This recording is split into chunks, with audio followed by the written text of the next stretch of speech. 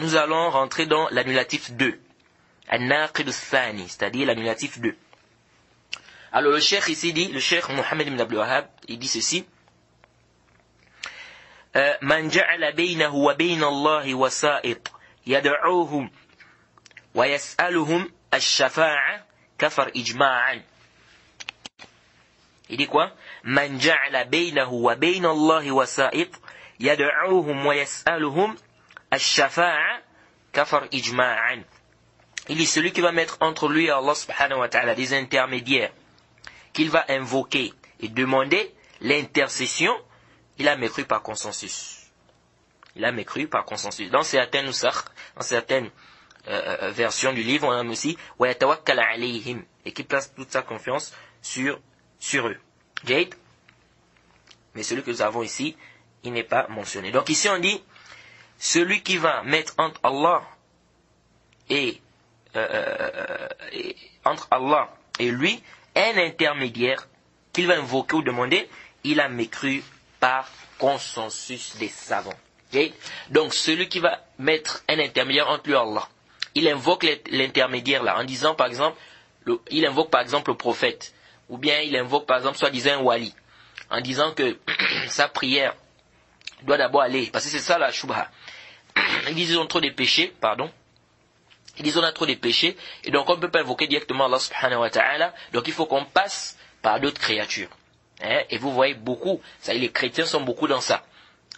Ils vont invoquer Marie, ils vont invoquer les anges, Mariam, ils vont invoquer Mariam, ils vont invoquer les anges, ils vont même invoquer l'ange Michaïl. Et quand je leur dis que ce que vous êtes en train de faire là, c'est du shirk, c'est l'association, ils te disent non, ce sont nos intermédiaires. Et comme les Arabes disaient au temps du prophète Mohammed, sallallahu alayhi wa sallam. Alors ça c'est du shirk. Et Allah subhanahu wa ta'ala dit, soit 10 au verset 18.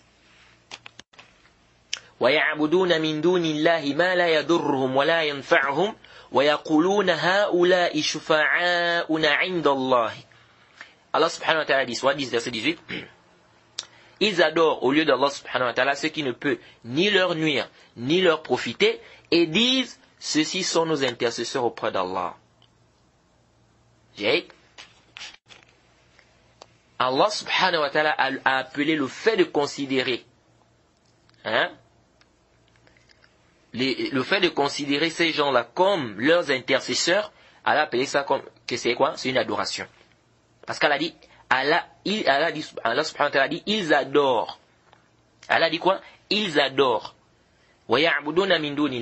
Donc eux ils considèrent ces gens qu'ils invoquent là comme étant des intercesseurs, mais Allah subhanahu wa ta'ala considère ça comme étant une adoration parce qu'Allah dit ils adorent en dehors d'Allah subhanahu wa ta'ala ce qui ne peut ni leur nuire ni leur profiter. Et il dit ceux-ci sont nos intercesseurs auprès d'Allah. Donc ça montre clairement que le fait de prendre des intermédiaires entre Allah, n'est-ce pas, et la créature, ou bien de prendre des intermédiaires entre toi et Allah, c'est quoi? C'est ici là du quoi? Du kufr, du shirk, en invoquant cet intermédiaire là. Jay, Allah dit encore dans la sourate 39 verset 3.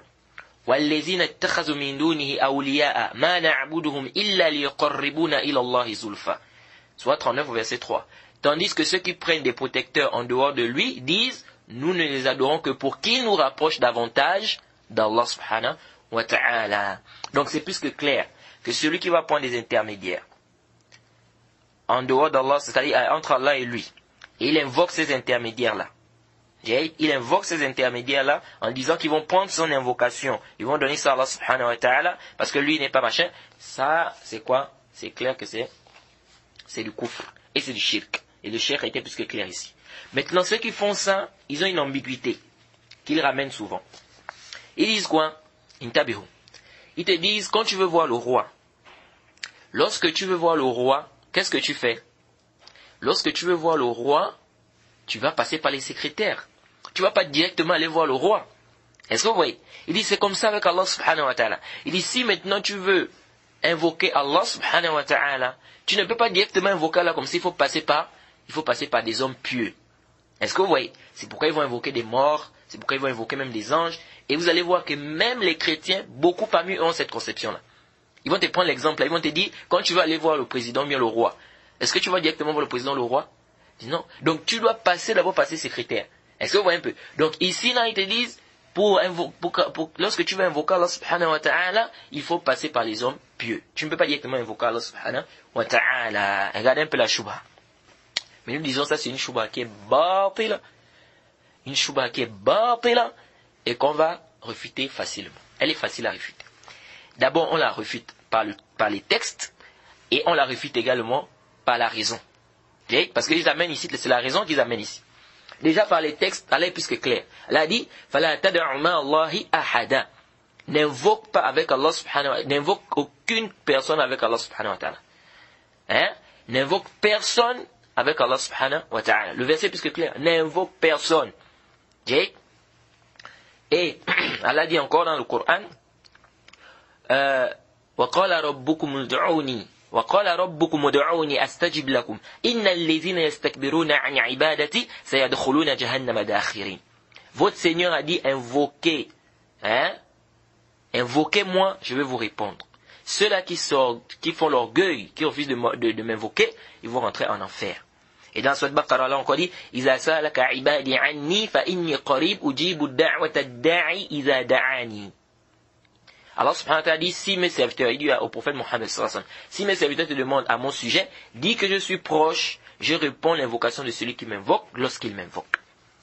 Donc Allah est plus que clair ici. Il dit, si mes serviteurs te demandent à mon sujet, dis que je suis proche, je réponds à l'invocation de celui qui m'invoque lorsqu'il m'invoque. Donc c'est plus que clair ici, que le texte ici refute cette conception selon laquelle il faut d'abord passer par une créature. On ne peut pas directement invoquer Allah subhanahu wa ta'ala. Et il y a plusieurs textes, ça c'est connu, on ne doit pas invoquer une créature, c'est-à-dire on ne doit rien invoquer en dehors d'Allah subhanahu wa ta'ala. Donc on ne doit pas invoquer d'autres divinités ou d'autres créatures, ou bien, pardon, on ne doit pas invoquer d'autres divinités en dehors d'Allah subhanahu wa ta'ala. Alors, maintenant avec la raison. On refute cela aussi avec la raison. Nous disons à cette personne-là, qui vient avec cette ambiguïté, on dit Jade, tu as dit pour aller voir le roi ou le président, il faut passer par les secrétaires. Donc par conséquent, si on veut invoquer Allah subhanahu wa ta'ala, on doit nécessairement passer par les pieux. Donc regardez déjà, ils ont fait déjà un qiyas qui est déjà, c'est-à-dire ils ont comparé la créature au créateur. Comme la créature, pour voir la créature, il faut passer par les secrétaires, ils ont dit que le créateur aussi c'est la même chose. Maintenant on dit ceci, on pose la question à cette personne. On lui dit, imagine-toi, le roi que tu es en train de dire là, le roi là, imagine-toi qu'il te dise, voilà mon numéro de téléphone. Lorsque tu as un problème, appelle-moi directement, ne passe pas par mes secrétaires. Écoutez, on dit à cette personne, imaginons que le roi te dise, ou bien le président, te dit, voilà, ça c'est mon numéro. Si tu as un problème, appelle-moi directement à ce numéro-là. Ne passe pas par mes secrétaires. Si maintenant tu as un problème, tu vas voir les secrétaires. Les secrétaires te font tourner. Après, le président au courant, bien le roi, il ne va pas se fâcher avec toi.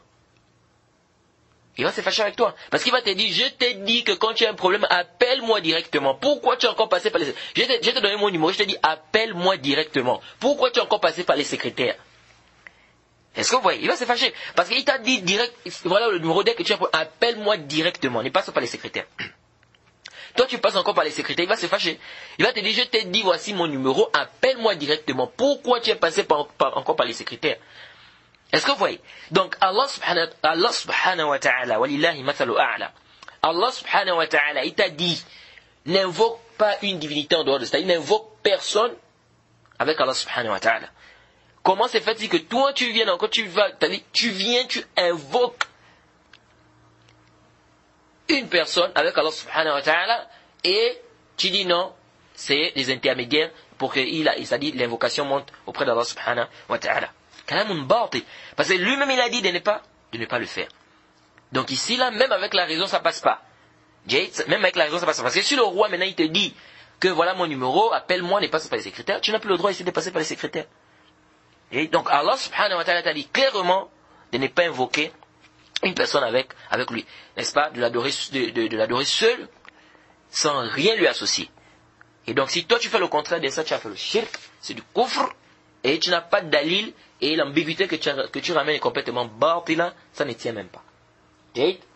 Et le prophète Mohammed sallallahu alayhi wa sallam, dans le hadith de Tirmidhi identifié par le Cheikh Albani et beaucoup des savants, le prophète a dit quoi? Ad-du'a huwa al-ibada. Que l'invocation c'est l'adoration. L'invocation c'est l'adoration. Quant au hadith qui dit ad-du'a mukh al-ibada, ça c'est daif, hein? Le hadith qui dit, vous connaissez tous ce hadith, c'est un hadith qui est faible. Que l'invocation c'est le cerveau de l'adoration, c'est daif. Le hadith qui est authentique c'est quoi? C'est le hadith qui dit l'invocation c'est l'adoration. Okay? Et Allah subhanahu wa ta'ala dit Inna allazina tad'una min dunillahi lan yakhluqu dhubaban walaw ijtama'u lahu. Surat 22 verset 73. Allah dit ceux que vous invoquez en dehors d'Allah ne sauraient même pas créer une mouche, quand même ils s'uniraient pour cela. C'est plus que clair. Et le prophète Mohammed sallallahu alayhi wa sallam dans le hadith d'Ibn Abbas radiyallahu anhu, le hadith rapporté par Tirmidhi, dont il fait le Cheikh Albani et beaucoup de savants. قال النبي صلى الله عليه وسلم يا غلام إني أعلمك كلمات احفظ الله يحفظك احفظ الله تجده تجاهك إذا سألت فاسأل الله وإذا استعنت فاستعن بالله واعلم أن الأمة لو اجتمعت على أن ينفعوك بشيء لم ينفعوك إلا بشيء قد كتبه الله لك ولو اجتمعت على أن يضروك بشيء لم يضروك إلا بشيء قد كتبه الله لك رفعت أقلام وجفت الصحف. Hadith authentique. Le prophète Mohammed sallallahu alayhi wa sallam dit à Ibn Abbas, ô jeune homme, je vais t'enseigner les paroles. Respecte les prescriptions d'Allah, tu trouveras Allah avec toi. Okay? Si tu demandes, demande à Allah. Si tu cherches la protection auprès d'Allah. Et sache que si toute la communauté se réunit pour te faire un bien, ils ne pourront te faire un bien que dans la mesure où cela aura été décrété par Allah. C'est-à-dire par lui. Si toute la communauté se réunit pour te faire un mal, ils ne sauraient te faire un mal que dans la mesure où cela aura été décrété par Allah. Tout a été décrété et prévu et les plumes ont cessé d'écrire. Le hadith est clair. Le prophète Mohammed sallallahu alayhi wa sallam dit, si tu demandes, demande à Allah. Si tu demandes la protection, demande la protection à Allah. C'est pas la peine d'aller chez les charlatans, c'est pas la peine d'aller prendre des gris-gris, c'est pas la peine d'attacher ceci ou cela. Le prophète Mohammed sallallahu alayhi wa sallam a dit quoi? Si tu demandes la protection, demande à Allah. C'est Allah qui protège. C'est Allah qui protège. Et Allah subhanahu wa ta'ala dit dans le Coran, In tad'uhum la yasma'u du'aakum. In tad'uhum la yasma'u du'aakum. Walau sami'u mastajabu lakum. Allah subhanahu wa ta'ala dit, si vous les invoquez, ils n'entendent pas vos invocations. Et même s'ils pouvaient entendre, ils ne peuvent pas vous répondre. Même s'ils entendaient, ils ne peuvent pas vous répondre. C'est plus que clair. Le prophète Mohammed sallallahu alayhi wa sallam était clair dans le hadith, et Allah subhanahu wa ta'ala lui dit clairement ici, ils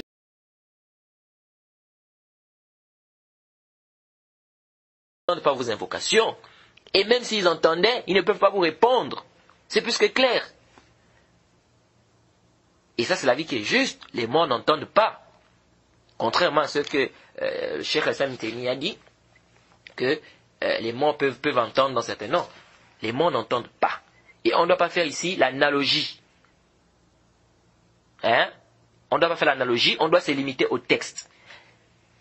On a par exemple le hadith du prophète où il dit que le mort entend les pas de ceux qui sont venus l'enterrer lorsqu'ils partent. On se limite à ça. On a dit les morts entendent les pas.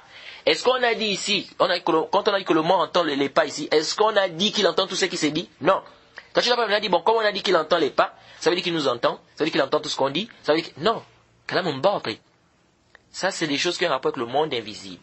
Et on ne doit pas faire l'analogie ici. On dit que le mort entend ce qui est venu prouver dans les textes qu'il entend ça. Comme là où le prophète dit quoi? Que le mort entend les pas de ceux qui sont venus l'enterrer lorsqu'il retourne. Là, on affirme réellement que quoi? Que le mort entend cela. Mais on a dit il entend les pas. On se limite là. Il n'y a rien à ajouter pour dire non, bon, il entend aussi les gens, il entend aussi ceci, il entend... Non. Jade. Et je crois qu'on a détaillé cette question-là dans le charh de Barbahari. Hein, mais malheureusement, ça n'a pas été bien enregistré. Alors, وَيَعْبُدُونَ مِن دُونِ اللَّهِ مَا لَا يَضُرُّهُمْ وَلَا يَنفَعُهُمْ ويقولون هؤلاء شفعاؤنا عند الله قل أتنبئون الله بما لا يعلم في السماوات ولا في الأرض سبحانه وتعالى عما يشركون. Ils adorent au lieu d'Allah ce qui ne peut ni leur nuire, ni leur profiter, et disent « Ceux-ci sont nos intercesseurs auprès d'Allah ». Dis « Informerez-vous Allah de ce qu'il ne connaît pas dans les cieux et sur la terre ? Pureté à lui, il est très élevé au-dessus de ceux qui lui associent.